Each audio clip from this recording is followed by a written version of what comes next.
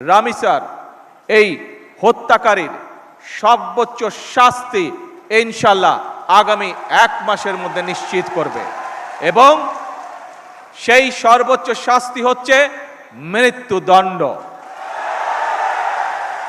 ঢাকার মিরপুরে একটি নিষ্পাপ মেয়ের নির্মম মৃত্যুর মাধ্যমে মানুষের মানবিক মূল্যবোধের চূড়ান্ত অবক্ষয়ের চূড়ান্ত প্রমাণ মিলেছে। শিশু নির্যাতন বা নারী নির্যাতন বর্তমান সরকার কোনোভাবেই মেনে নেবে না। সকল সম্মানিত উপস্থিতিবৃন্দ, দীর্ঘদিনের ফ্যাসিবাদী শাসন শুধুমাত্র দেশের মানুষের অধিকার আর দেশের অর্থ সম্পত্তি লুট করেনি, বিচার বিভাগ সহ দেশের সমস্ত প্রতিষ্ঠানগুলোকে ধ্বংস করে দিয়েছে। সবচেয়ে যেটি বড় ক্ষতি হয়েছে, বিশেষ করে বিতাড়িত ফ্যাসিবাদের সময় মানবতা, মানবিকতা এবং দেশের আবহমানকালের ধর্মীয় সামাজিক মূল্যবোধগুলোকে একেবারেই বিনষ্ট করে দেওয়া হয়েছে। ঢাকার মিরপুরে একটি নিষ্পাপ মেয়ের নির্মম মৃত্যুর মাধ্যমে মানুষের মানবিক মূল্যবোধের চূড়ান্ত অবক্ষয়ের চূড়ান্ত প্রমাণ মিলেছে।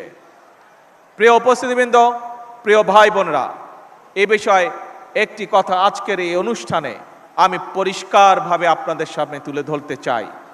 এই ধরনের শিশু নির্যাতন বা নারী নির্যাতন বর্তমান সরকার কোনোভাবেই মেনে নেবে না।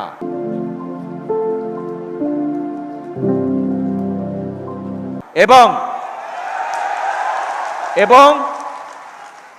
বর্তমান সরকার রামিসার এই হত্যাকারীর সর্বোচ্চ শাস্তি ইনশাআল্লাহ আগামী 1 মাসের মধ্যে নিশ্চিত করবে এবং সেই সর্বোচ্চ শাস্তি হচ্ছে মৃত্যুদণ্ড,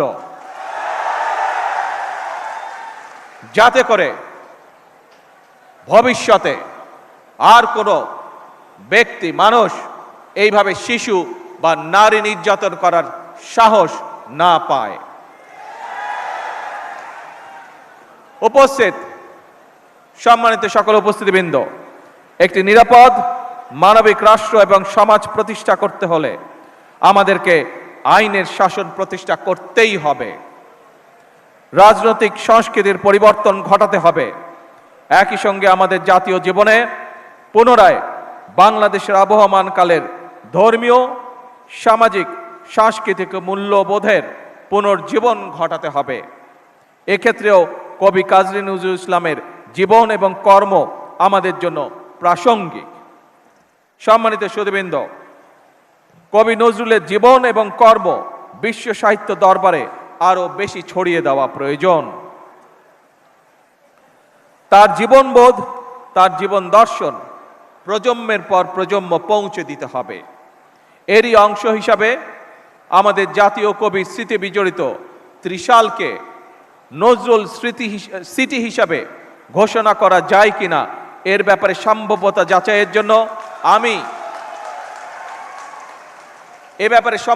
যাচাইয়ের জন্য আমি সংস্কৃতি মন্ত্রণালয় এবং পর্যটন বিভাগের প্রতি আহ্বান জানাবো।